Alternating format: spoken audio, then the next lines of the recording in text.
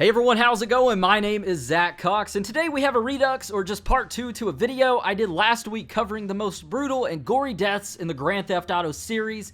And in that video, which you can find linked on the screen or in the description down below, I actually failed to mention a variety of deaths that you guys actually pointed out to me in the comments of that video. You guys actually blew me away with the support. It's crazy, so I want to thank you for that. But like I said, in this video, we're going to be covering more of these crazy, bloody, brutal, and gory deaths within the Grand Theft Auto series. So if you find the video enjoyable, give it a thumbs up. And with that said and out of the way, let's go ahead and get started with part 2 of the most brutal and gory deaths in the Grand Theft Auto series.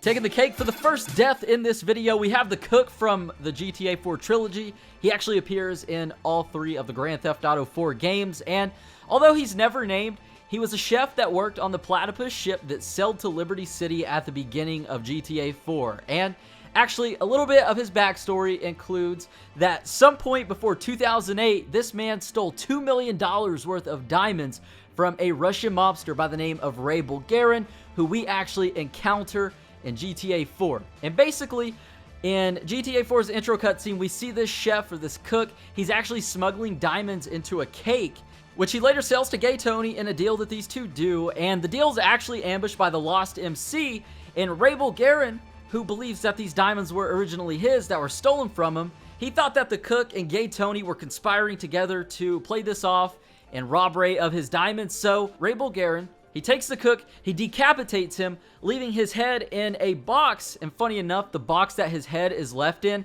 is the same box that he puts this cake full of diamonds in at the beginning of GTA 4. And his decapitated head is left inside of a cake box in a very gruesome manner on a rooftop to be discovered by Luis Lopez.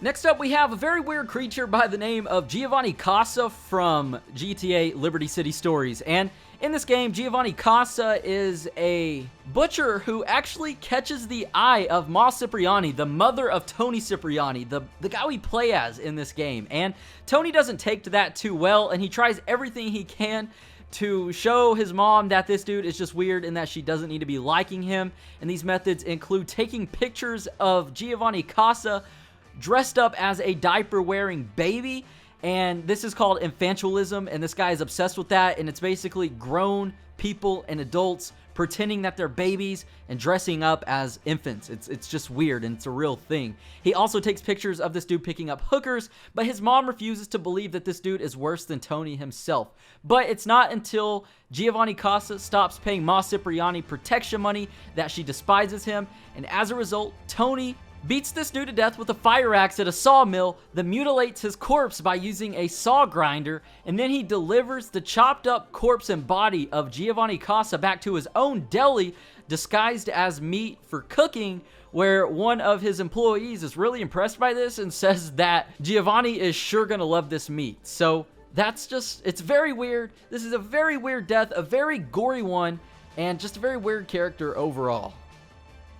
Moving on, we actually have the death of a police officer in GTA San Andreas. And this can actually be seen in the mission Reuniting the Families, where a police officer is ran over by CJ, and he ends up on the hood of the car, and they're going down a narrow alley, and a police helicopter actually defies the laws of gravity somehow and flies through this narrow alleyway and chops this dude up that is on the hood of this car, while everyone else bails out of the car, and the car actually goes flying through a billboard onto the freeway, hitting a massive fuel tanker truck and causing a massive explosion to add insult to injury.